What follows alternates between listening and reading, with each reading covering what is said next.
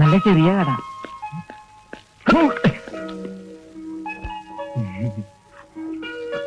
മുട്ടത്തലി ജടാ സന്ധ്യ.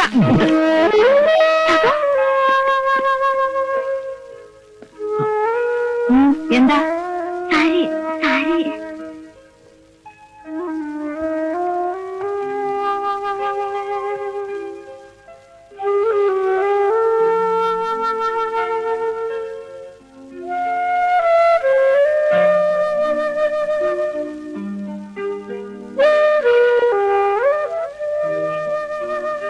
നീ ചെല്ലടാ. മിണ്ടായിരിക്കും. ഞാൻ ചെല്ലാം. മിണ്ടായിരിക്കും.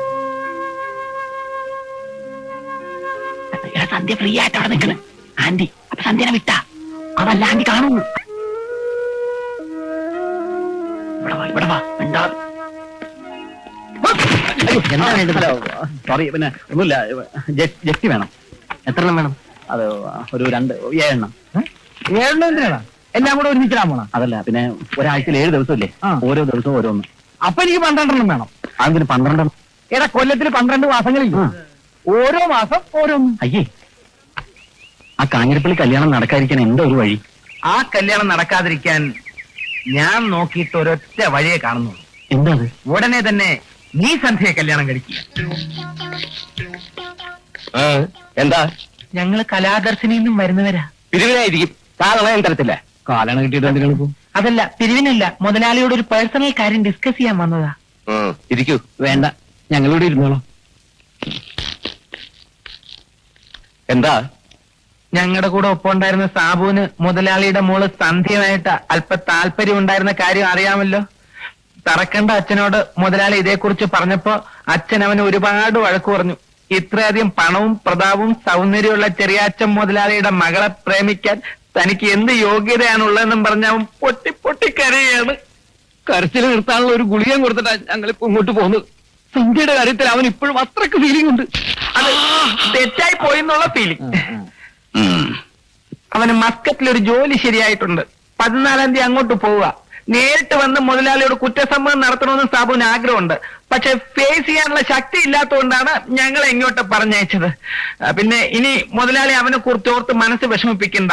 മനസ്സമാധാനത്തോടെ സാവധാനം സന്ധ്യയുടെ വഴം നടത്തിയാൽ മതി. ഇപ്പോഴെങ്കിലും നല്ല ബുദ്ധി തോന്നിയല്ലോ.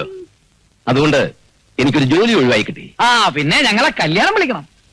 കല്യാണ ദിവസം നമുക്ക് കലാദർശനയുടെ മ്യൂസിക് പരേഡ് നടത്താം. ഏതായാലും സന്ധ്യയുടെ കല്യാണം കളക്കണം, ഗംഭീരമാക്കണം. ഞങ്ങൾ ശത്രുക്കളല്ല, മിത്രങ്ങളാണെന്ന് സന്ധ്യയുടെ ബ്രദേഴ്സിനോട് കൂടി ഒന്ന് പറഞ്ഞേക്കണം. ഇറങ്ങിക്കോട്ടെ. നിന്റെ നമ്പർ കളിക്കടാ. എന്താ നമ്പർ എത്രയാണെന്ന്? മുതലാളിയുടെ ടെലിഫോണിന്റെ 44346. ഞാൻ പറഞ്ഞില്ലേ നമ്പറിന് മാറ്റമില്ലെന്ന്. വെച്ചിട്ടുണ്ട്. നമ്മളെ പേടിച്ചിട്ടായിരിക്കും അവനെല്ലാം ഉപേക്ഷിച്ച് ഗൾഫിൽ പോകുന്നത്. ഏതായാലും ഇപ്പോഴാണ് എനിക്ക് മനസ്സിന്റെ സമാധാനമായത്.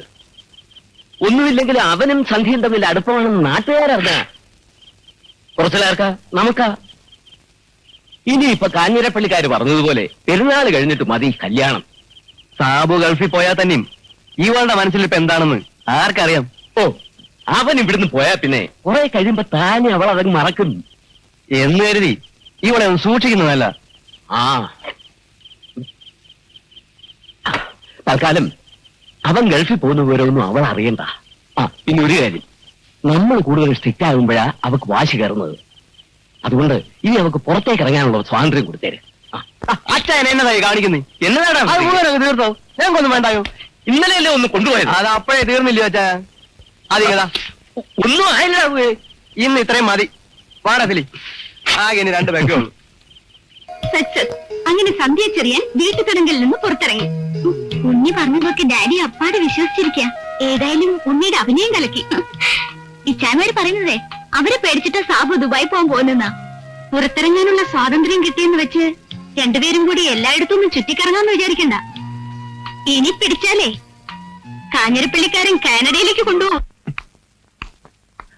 സന്ധ്യയുടെ മേലെയുണ്ട്. ആന്റി അങ്കിളും മോർണിംഗ് ഫ്ലൈറ്റിനാണല്ലോ എത്തിയത്. ഇവിടെ വിളിച്ചിരുന്നു പറഞ്ഞു. ഞാൻ ഉണ്ടായിരുന്നില്ല.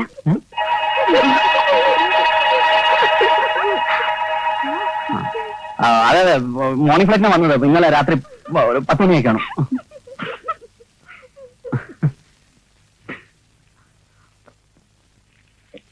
സന്ധ്യ എന്റെ മുറിയിലുണ്ട്. ഇവിടെ നിന്ന് സംസാരിച്ച കുഴപ്പം. സാബ് മുറിയിലേക്ക് വന്നോളൂ. Okay, thank you. അയ്യോ, എന്റെ കൂടെയല്ലോ, ഞാൻ ആദ്യം പോവാം. ആരും കാണാതെ വന്നാ മതി. Room number 4. അല്ല,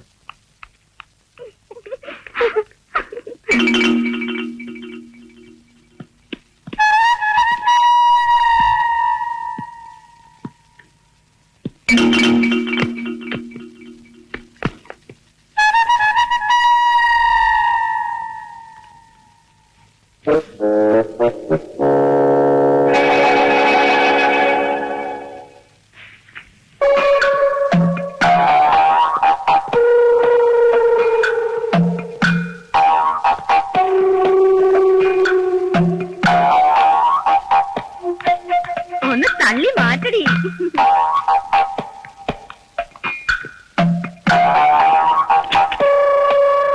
ആരാ? ആമിനെയാണോ? അല്ല, ഓമന.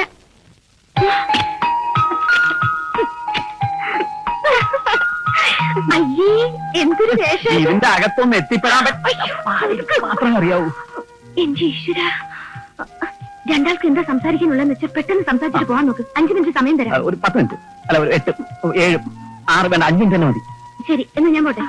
ലത ഇവിടെ നിന്നോളൂ. അയ്യടാ, അത് വേണ്ട, ഞാൻ സെക്യൂരിറ്റി ആയിട്ട് പുറത്തു നിന്നോളാം. അല്ല പോലെ ദൈവം കൊണ്ടുപോയിക്കോളൂ.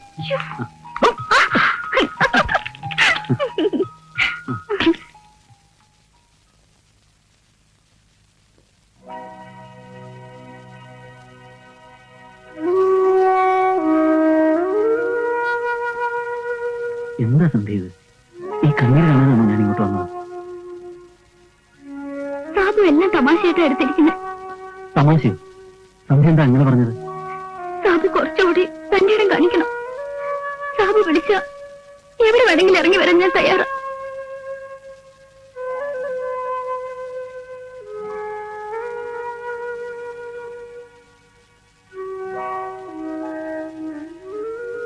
എന്റെ വീട്ടിലെ കാര്യങ്ങളൊക്കെ സന്ധ്യയ്ക്ക് അറിയാമല്ലോ. എനിക്ക് കുറച്ചുകൂടെ സമയം വേണം. എല്ലാവരുടെ ആശീർവാദത്തോടു കൂടി നമ്മൾ വിവാഹിതരാണെന്ന് എനിക്ക് തോന്നുന്നില്ല. ഏതെങ്കിലും രജിസ്ട്രാറുടെ മുമ്പിൽ വെച്ചായിരിക്കും നമ്മുടെ കല്യാണം.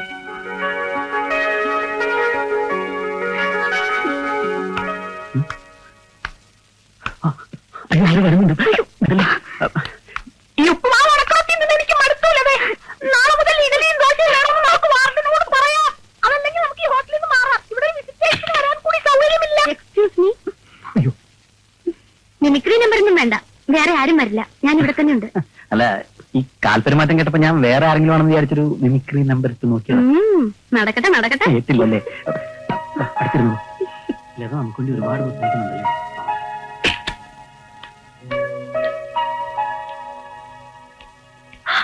അയ്യോ, അമ്മ അമ്മ വരുന്നു. വരാൻ പറയൂ. എന്റെ അമ്മേ. സാബിന്റെ അമ്മയല്ലേ എന്റെ അമ്മ. ആരുടെ അമ്മയാണെന്താ? ഞാനിപ്പോ ബാത്റൂമിൽ വിളിക്കാം. ബാത്റൂമില്ല. അന്നത്തെ പുറത്തോട്ട് പോവാം. എന്ത് ചെയ്യും? ഞാൻ എവിടെ കെട്ടി തൂങ്ങുന്നു. അയ്യോ, ശരി, ഇവിടെ കിടക്കാം. ഇവിടെ കിടന്ന് അമ്മ കാണൂല്ലേ? അയ്യോ, താഴത്ത് വിളിക്കാം. അയ്യോ അമ്മേ, സന്ധ്യ ഉണ്ടായിരുന്നു ഇവിടെ. എപ്പോ വന്നു? അത് ഇപ്പൊ വന്നേള്ളൂ. നിനക്ക് ക്ലാസ്സില്ലേ മോളെ? ഇന്ന് ഉച്ചയ്ക്ക് ശേഷം. ഞാൻ ഇന്ന് അമ്മയുടെ കാര്യം ഓർമ്മിച്ചതേ ഉള്ളൂ. ഞാൻ സന്ധ്യയോടും പറഞ്ഞു. അല്ലേ സന്ധ്യ? അതെ. എന്തൊരു ചൂടാ. കോഴിക്കോടേക്കാളെ എറണാകുളത്ത് ചൂട് കൂടുതലാ അല്ലേ മോളെ? അതെ അതെ.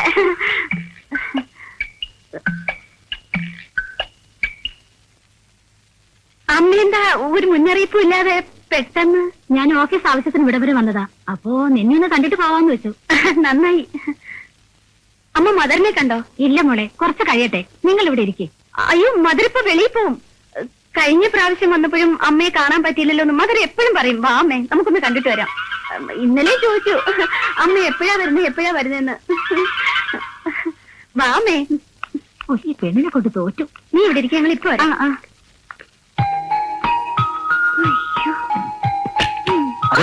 ഏതായാലും പോലെ ഒന്നും പറയണ്ട, പോകാൻ.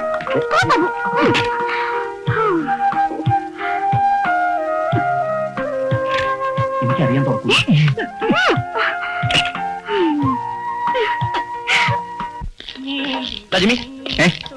ഇവിടം വരെ എത്തിയുള്ളൂ. എല്ലാവരും ഒന്ന് വേഗം റെഡിയാവാൻ നോക്ക്. ഇങ്ങനെ പോയി 5 കളി പോയിട്ട് ഒരു കളി കളിക്കാൻ നോക്കില്ല. എന്റെ ചേട്ടാ തുടക്കം തന്നെ 5 കളി എന്നൊക്കെ പറഞ്ഞാൽ വലിയ ബുദ്ധിമുട്ടുള്ള കാര്യമാണ്. നീ തന്നെയല്ലേ എന്റെ അടുത്ത് 5 കളി കളിച്ചോളാം എന്ന് പറഞ്ഞത്? പറഞ്ഞതൊക്കെ ശരിയാ. എന്റെ പൊന്നു മക്കളൊന്ന് റെഡിയാവാൻ നോക്ക്. ഞാൻ പോയി അനൗൺസ് ചെയ്യും. അയ്യോ ചേട്ടാ, ഈ അനൗൺസ്മെന്റ് ഒക്കെ ഞങ്ങൾ ആരെങ്കിലും ചെയ്താൽ പോരെ? അതെന്താ ഞാൻ പറഞ്ഞ കേൾക്കില്ല? അല്ല അത് ചേട്ടാ, നല്ല നല്ല വാക്കുകൾ ഉപയോഗിച്ച് നല്ല ശബ്ദത്തിൽ പറഞ്ഞാലേ ഈ ഓഡിയൻസിനെ കയ്യിലെടുക്കാൻ പറ്റൂ. എടോ, ഞാൻ ഈ സ്ഥാപനത്തിന്റെ പ്രൊപ്പറേറ്റർ മാനേജറാണ്. അനൗൺസ്മെന്റ് എന്നെ ആരും പഠിപ്പിക്കണ്ട. 5 കൊല്ലം ഞാനായിരുന്നു അനൗൺസ്മെന്റ്. അനൗൺസ്മെന്റ് അതിന് ലക്ഷക്കണക്കിന് രൂപ വിലയുള്ള സാധനങ്ങൾക്ക് വേണ്ടി. അതെന്ത് സാധനം ചേട്ടാ? Lottery ticket. എന്നാ ചേട്ടൻ തന്നെ അനൗൺസ് ചെയ്യും. ഫസ്റ്റ് ഒരു അലമ്പല അത് ഡ്രസ് ഉണ്ടല്ലേ, ഇന്നലെ വരെ കീറി മുണ്ടും ജുബായിട്ടും നടന്നാ അയാളുടെ വളരെ ട്രൗസർ കണ്ടിട്ട് എനിക്ക് ചൊറിഞ്ഞു വരുന്നുണ്ട് കേട്ടോ. നീ ഒന്ന് ചുമ്മാതിരിക്കേ, എങ്ങനെയെങ്കിലും കുറച്ച് പരിപാടി പിടിക്കാൻ നോക്ക്, എന്നിട്ട് വെച്ചു കൊടുക്കാൻ വേല എന്തെങ്കിലൊക്കെ ചെയ്യും.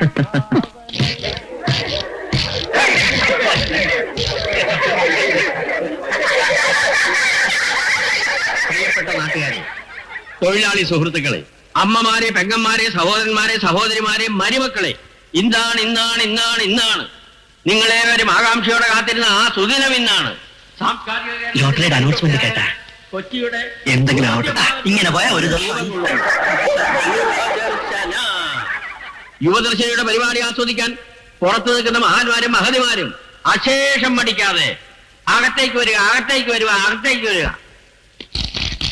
വേണ്ട, പ്രോഗ്രാം തുടങ്ങിയാ തോന്നുന്നത്. നമ്മൾ വിചാരിച്ച പോലെയല്ല, നല്ല ഓഡിയൻസ് ഉള്ള ലക്ഷണമാണ് കാണുന്നത്. ചിലപ്പോ പ്രോഗ്രാം കഴിഞ്ഞാണോ? അങ്ങനെയാണെങ്കിൽ പിന്നെ കൂലി കേൾക്കണ്ടേ? സംഗീത കച്ചേരി കേൾക്കാത്തവർ നമുക്കിടയിൽ ചുരുക്കമായിരിക്കും. വാദ്യോപകരണങ്ങളില്ലാതെ വാദ്യോപകരണങ്ങളുടെ ശബ്ദം നൽകി ഒരു സംഗീത കച്ചേരി ഞങ്ങളിവിടെ അവതരിപ്പിക്കുകയാണ്. വാദാപി ഗണപതിം ഭജേ വാദാപി ഗണപതിം ഭജേ വാദാപി ഗണപതിം ഭജേ അംബാരദ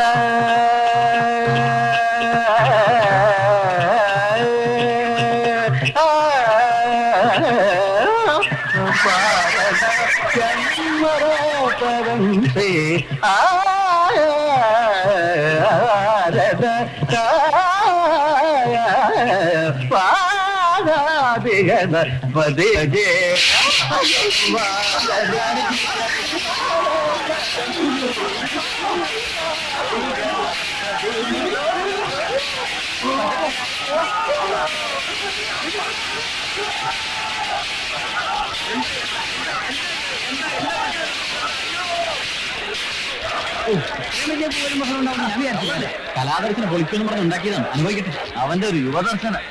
നമുക്കും അത് ശരിയല്ല. ജിമ്മി വരട്ടെ, അവനൊന്ന് കണ്ടിട്ട് പോവാം. ഒറ്റ പൈസ തരില്ല. ഞങ്ങൾക്ക് എത്ര രൂപ നഷ്ടം? എത്ര കസേരയാ ഓടിച്ചത്? അതിന്റെ വില ആര് തരും? അതെ, നിങ്ങളുടെ നാടിന്റെ സംസ്കാരം അവര് കാണിച്ചത്. അതിന് ഞങ്ങൾ ഉത്തരവാദികളല്ല. അവരെ അടക്കി നിർത്തേണ്ടത് നിങ്ങളുടെ ചുമതലയാ. ഈ കുറുക്കന്റെ മക്കൾക്ക് ടിക്കറ്റും കൊടുത്ത് അകത്ത് കയറിയിട്ട് ഗോവിക്കേണ്ട വല്ല കാര്യം ഉണ്ടായിരുന്നോ? ഏതായാലും സംഭവിക്കാനുള്ളതൊക്കെ സംഭവിച്ചു. തർക്കിച്ച് നിൽക്കാനൊന്നും സമയമില്ല. നിങ്ങൾ ആ കാശ് കൊണ്ട് കൊടുത്തേ. ഇത്രയും പറഞ്ഞ സ്ഥിതിക്ക് പകുതി എമൗണ്ട് വേണമെങ്കിൽ തരാം. സൗകര്യം ഉണ്ടെങ്കിൽ വാങ്ങിച്ചാൽ മതി. അത് പറ്റില്ല. കന്നി കളിക്ക് മുഴുവൻ കാശും കിട്ടിയില്ലെങ്കിൽ ചെല്ലുന്ന സ്ഥലത്ത് എല്ലാം ഇതായിരിക്കും അനുഭവം.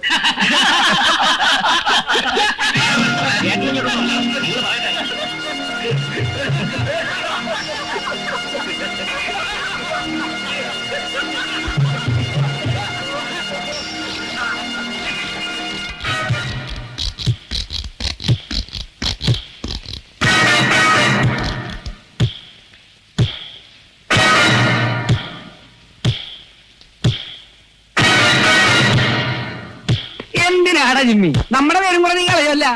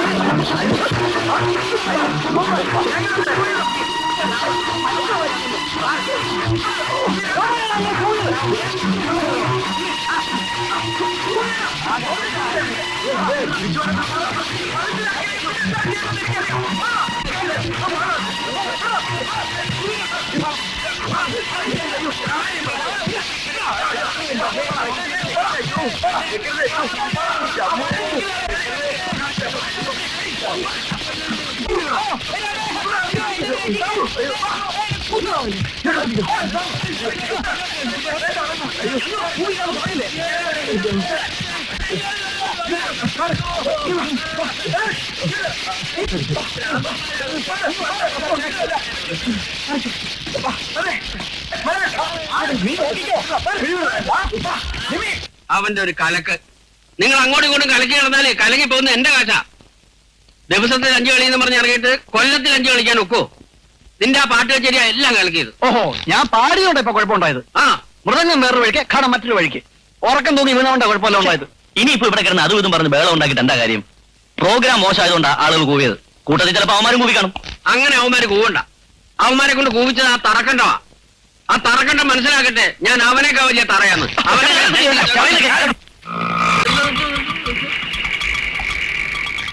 ചേട്ടാ വെയിറ്റ് ചെയ്യാൻ പറ്റില്ല.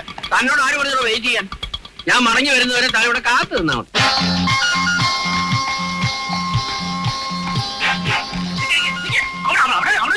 എവിടെ പോകുന്നു? പ്രാർത്ഥിക്കാനാണോ അല്ല കുമ്പസാരിക്കാനാ? എനിക്കിപ്പോ അറിയണം തറ എവിടെയാ. തറതേ ഇവിടെയാ, ഇരുന്നോളൂ. അതല്ലടോ തറക്കണ്ട ആരാന്ന്? ഈ നിലയ്ക്ക് തറക്കേണ്ടത് നിങ്ങളെയാ. നിങ്ങൾ ആരാന്ന് കേട്ട് കാണും. പച്ചാളം പാപ്പച്ചൻ. പച്ചാളത്ത് കേട്ടുണ്ട്, പക്ഷെ പാപ്പച്ചൻ എന്ന് കേട്ടിട്ടില്ല. എന്നാ ഞാൻ കേൾപ്പിക്കും. നമ്മളാരാ? ഞാൻ മമ്മൂട്ടി. മമ്മൂട്ടി. കർത്താവേ, മനസ്സിലായില്ല കേട്ടോ മോനെ. ഞാൻ സിനിമയിൽ മാത്രമേ കണ്ടിട്ടുള്ളൂ. ജീവനോടുകൂടി ഇപ്പൊ ആദ്യമായിട്ട് കാണുക. അതേ ഛായ ആണല്ലേ? തറക്കണ്ടോ എവിടെയോ? തറക്കണ ഫാദർ അവിടെ ഇരിപ്പുണ്ട്. പയ്യപ്പോ ട്രൗസർ ഊരി പോകും. അയ്യോ മമ്മൂട്ടി മിണ്ടല്ലേ. ദേ അച്ഛന്റെ ഞരമ്പ് രോഗം പരിശോധിക്കാൻ വന്ന സായിപ്പ് ഡോക്ടർ ആയിരിക്കും. അതാ ഒരുമാതിരി തറയായിട്ട് സംസാരിച്ചോണ്ട് പോയത്, താണ്ടമ്മ ചേച്ചിയെ പോലെ. കാണിച്ചതിൽ അതിരൊക്കെ ഉണ്ട്. പള്ളിയിൽ കുർബാനയും കുമ്പസാരമായിട്ട് കുത്തിയിരിക്കേണ്ട അച്ഛന്മാര് പാട്ടും കൂത്തും മിമിക്രി ആയിട്ട് ഇറങ്ങിയിരിക്കുക മനുഷ്യരെ കഷ്ടപ്പെടുത്താൻ. അതൊക്കെ നടത്താനേ കലാപാരമ്പര്യമുള്ള കുടുംബത്തിൽപ്പെട്ട ഞങ്ങളെ പോലുള്ളവരുണ്ട് ഇവിടെ. നിങ്ങൾ ആരാ? നിങ്ങൾക്ക് എന്താ വേണ്ടേ? കലാകാരൻ ഇവിടെ ഇരിക്കി. എന്നെ അങ്ങനെ ഇരുത്തിയിട്ട് യുവദർശനെ ഒതുക്കാമെന്ന് കരുതണം. മമ്മൂട്ടി ഇവിടെ ആരും ഇല്ലേ? തല്ലിക്കാനായിരിക്കും. എങ്കിൽ മമ്മൂട്ടി വേണ്ട, ഭീമന്റെ ഹൂനെ വിളിക്കാവും വരട്ടെ. പോവാനോ? അങ്ങനെ പോകാമെന്നവനല്ല ഞാൻ.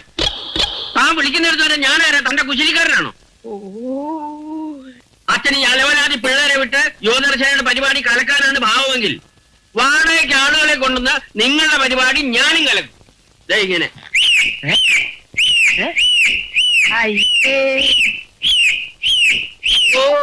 ഇനിയുണ്ട് വേറെ.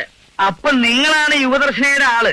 അതെ, ഞാനാണ് ഇതിന്റെ proprietor cum manager Pachalam Pappachan. നിങ്ങൾ എന്തുദ്ദേശത്തോടെയാണ് ഇങ്ങോട്ട് വന്നത്? എന്നെ തല്ലാനാണോ?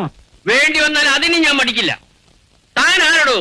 തറ വേറും തറയായതുകൊണ്ടല്ലേ താൻ ഈ തറപ്പണികളൊക്കെ ചെയ്യുന്നത്. പച്ചാളം പാപ്പച്ചന്റെ പച്ചയായ രൂപം താൻ കാണാൻ പോകുന്നതേ ഉള്ളൂ. താൻ എന്താ വിചാരിച്ചേ? ഒരു പരിധി വരെ എനിക്ക് അച്ഛനായിട്ടിരിക്കാൻ പറ്റൂ. താൻ തറയാണെങ്കിലേ ഞാൻ അടിത്തറയാ. കുറെ നേരം ഇല്ല തുടങ്ങിയിട്ട് ഒരു വള്ളിയിലേക്ക് ഇട്ടിട്ടുണ്ട് വലിയ അളവ്. നിന്നെ ശരി എന്താ എന്തു വെച്ചോ? മമ്മൂട്ടി അച്ചോ, ഞാനൊരു കാര്യം പറഞ്ഞാൽ താൻ ആരോടെങ്കിലും പറയൂ? പറയൂ അച്ചോ. ഓ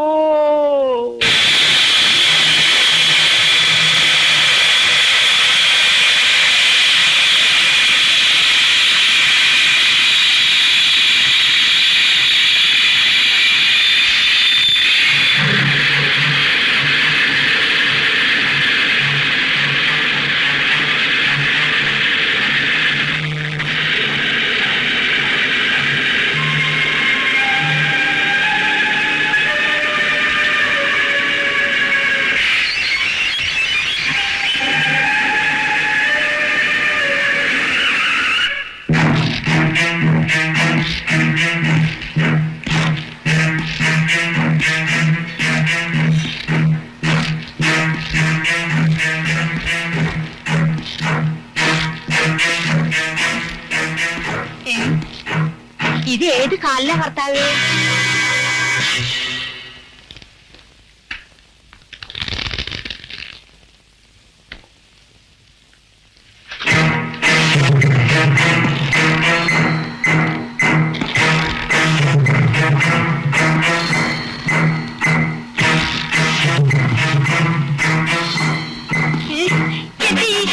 എവിടെയാ?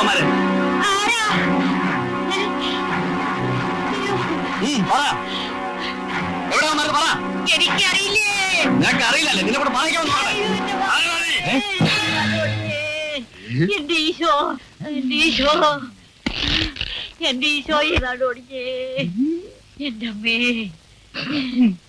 എന്റെ അമ്മേ, എന്റെ ഈശോയെ. എന്റെ നടോടിക്കേ